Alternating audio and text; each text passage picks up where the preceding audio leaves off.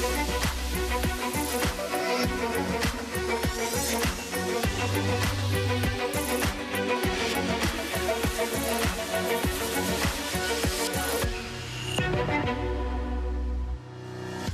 morning. It is Wednesday, the 17th of December. I'm Maeve McMahon, and this is Europe Today, Euronews' daily live fix of European news and analysis. Coming up today, at a meeting in The Hague, 35 countries signed up to an international commission to compensate Ukraine for hundreds of billions of dollars in damage from Russia's ongoing war. This, as Ukraine's President Zelensky says, proposals negotiated with US officials in Berlin this week to end Russia's war in Ukraine could be finalised within days. For more on this, I'm joined here in the studio by our Ukraine correspondent, Sasha Vakalina. Good morning, Sasha. Good morning. So Ukrainians sounding a little bit hopeful, but what have been the reactions from the Kremlin? There's been great progress and development on the side coming from Berlin, talks from Ukraine and the European partners. But from Moscow, we've heard some radical rejection on some of the points, including those commitments that were revealed on Monday by the European nations, specifically when it comes to the European-led multinational force Ukraine, made up from willing countries to assist securing Ukraine's skies and seas. Now, this one caused lots of criticism from Moscow. This is what Russia's Deputy Foreign Minister Sergei Ryabkov said about it. He said that the coalition of the willing is the same thing as NATO, and perhaps even worse, because such a decision can be implemented even without the standard NATO procedures for such cases. So you can see they are not taking it and not accepting it. And of course, one of the most important things that's been here from the very beginning of Russia's full-scale invasion against Ukraine is the territories of Ukraine. Russia still wants to have full control of 5 regions, even the territories it never controlled. So it feels like we could be back to square one here because, of course, territorial concessions still the major sticking point, Sasha.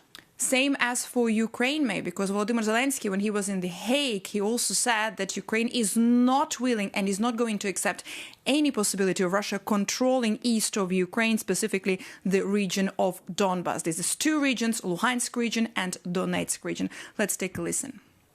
Russia has invaded our home. It's destroying our cities, our villages, killing Ukrainians, our children, and at the same time demanding that we give up parts of our land they haven't even managed to conquer.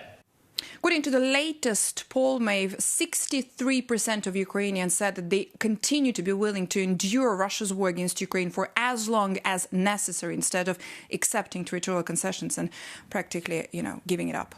Indeed. OK, Sasha Vakalina, our Ukraine correspondent, thank you so much for all those details and bringing us up to speed. Well, ending Russia's war in Ukraine is top of the wish list of MEPs gathering this week in Strasbourg. And that's where we can go now, as our Maria Tadeo is standing by for us this morning. Good morning, Maria. Great to see you. Very busy schedule in Strasbourg. What do we need to know? Well, it's a monster day, and it was a monster day yesterday in the European Parliament. It's a monster week of decision-making in Europe, too, with that European Council scheduled for yesterday. In terms of the vote, 3 major topics were debated yesterday. We did see new safeguards for Mercosur. Remember, that is that major trade deal with Latin America, including Brazil. New safeguards were approved, but this is now a deal that depends entirely on the member states. And we should note, in particular, in the hands of the Italian Prime Minister, Giorgia Meloni. Of course, there was also that scrapping on the combustion engine cars by 2035. That was a big win for the German car makers. And then, of course, housing. But let me now turn to the Housing Commissioner, Dan Jorgensen, because we are going to debrief with you live. Yesterday, Commissioner, you're putting now measures forward to make housing more available and more affordable for Europeans. It's a big concern, but what can you really do? This is, for the most part, a national competence. Well, yes, it is true that it is a big concern. We are in a housing crisis and thereby a social crisis. So we've put forward a whole range of different measures that we will introduce in the months and years to come.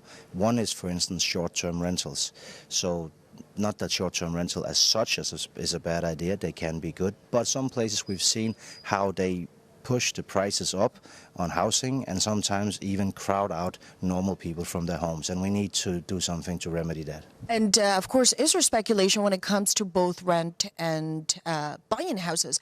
There's a generation of Europeans, and you could argue this is a big societal failure, who believe I will never be able to buy a house. It's also the case, actually, unfortunately, that young people are not able to leave their parents' house. So I think the average age is more than 26 now. In some countries, it's more than 30. Sometimes it's because they want to buy a house and they can't. Other times it's because there simply is no renting available. So we need to build more houses. We need to also use the buildings that we have better. So in some cities, even cities where they're experiencing big problems with not having enough houses, there are also a lot of vacant houses and a lot of vacant buildings. So we need to find ways of using these buildings better, renovating them. And we're also telling countries, look at the rules that you have, because maybe you can actually regulate this yourself so that indeed these buildings will be available for housing. And Commissioner, just help us understand, of course, Europe is very complex at times and the situation in every country is different, but is this an issue of speculation in the market? Is this an issue of permits that are not given, a lack of construction stock? What is the issue now in this market? Yeah, well, it's many different things, and one thing certainly is that there's a lot of bureaucracy and red tape that we need to deal with, so permitting needs to be easier. We also need standardization for different types of goods and services in the building industry so that the internal market will start working here also in the construction industry. And finally, speculation you mentioned. Well, yes, some are arguing, some experts are arguing that this is indeed a problem. Others are saying probably not so much. So what we'll do is we will start an analysis and then we will present next year our take on that, because we do need more transparency if we are to deal with it. And this is the first time the Commission tackles this issue. Some argue it's very difficult to change things from the Commission's perspective because this is really a national competence and you're just trying to do politics. So how are you going to prove critics wrong, and what do you think is going to be achievable in the short term? Well, it is true that there are many things that needs to be done on a local and national level, but what we can and will do on European level is, for instance, state aid rules. So today they are blocking countries helping support affordable housing, the building of affordable housing, so that we will change. We can provide funding. So, for instance, a pan-European investment platform has been set up together with the EIB. That will provide a lot of funding for building of new houses, renovating of old ones.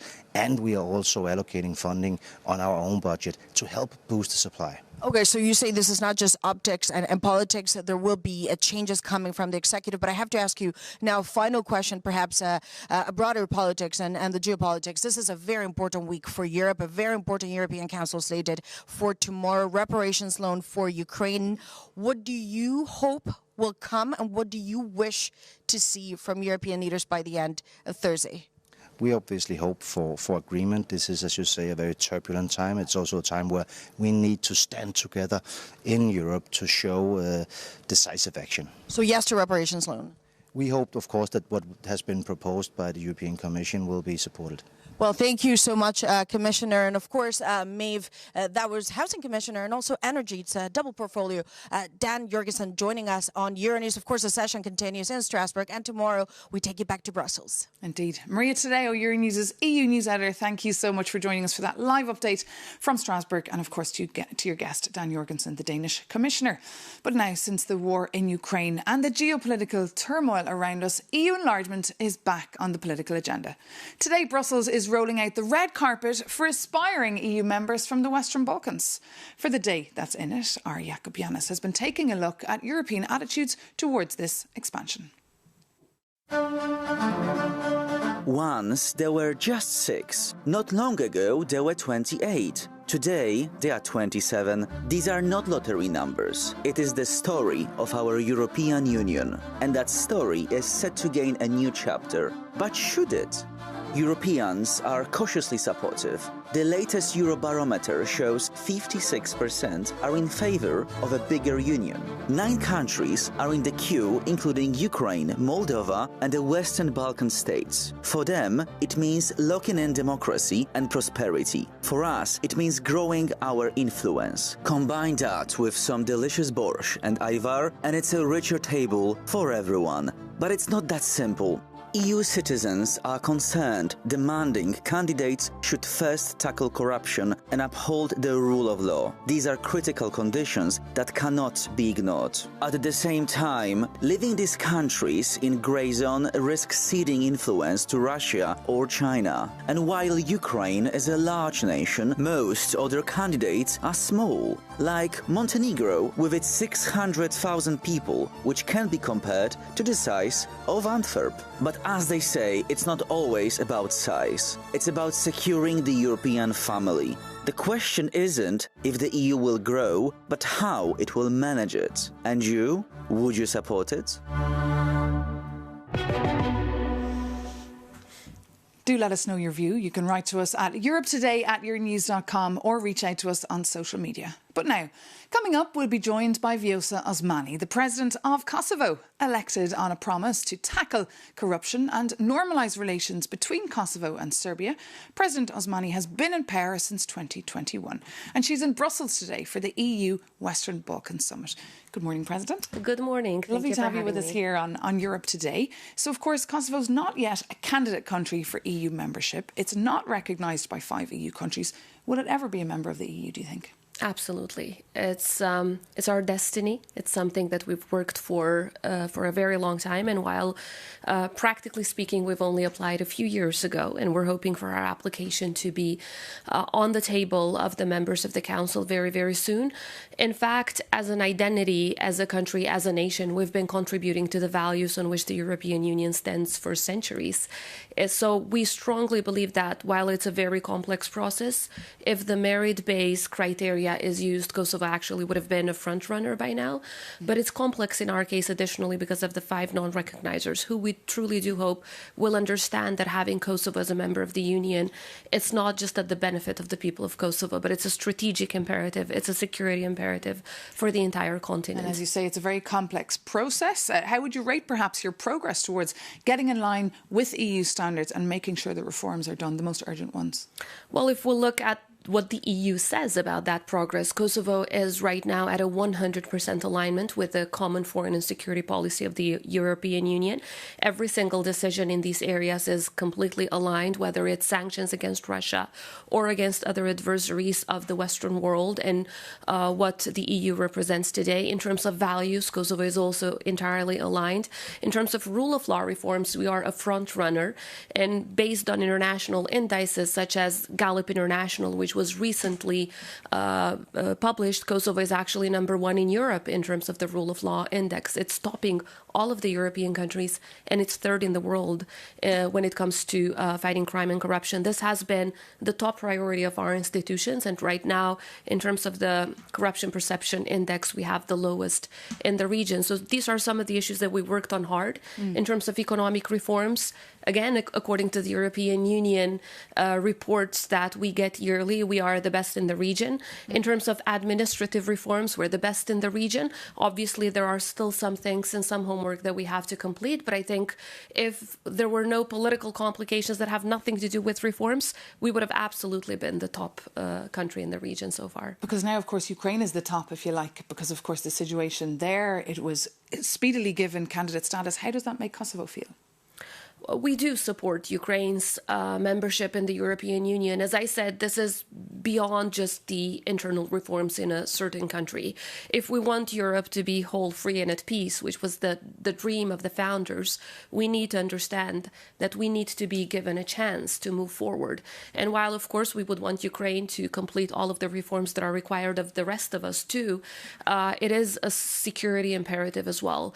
Look, adversaries such as Russia, China and Iran do not leave any space without having it used. So there's no vacuum. If the European Union, if the transatlantic relationship is not, of course, having its influence in the Western Balkans, someone else will come, not for charity, but because they have strategic interest there. So we need to make sure that whether it's Ukraine or the Western Balkans, again, on a merit-based process, move forward. Okay. That is your destiny, as you say. President Osmani, thank you so much for coming into us today on Europe Today, and all the best for your long long, busy day here in Brussels. But that, in fact, does bring this edition of Europe Today to an end. Thank you so much for tuning in. For more on those votes in Strasbourg today or the EU Western Balkan Summit, do visit our website, euronews.com, for longer reads. And join us again tomorrow morning as the EU Summit gets underway. We'll be joined by the Prime Minister of Luxembourg, Luc Frieden. So don't miss that. See you soon on Euronews.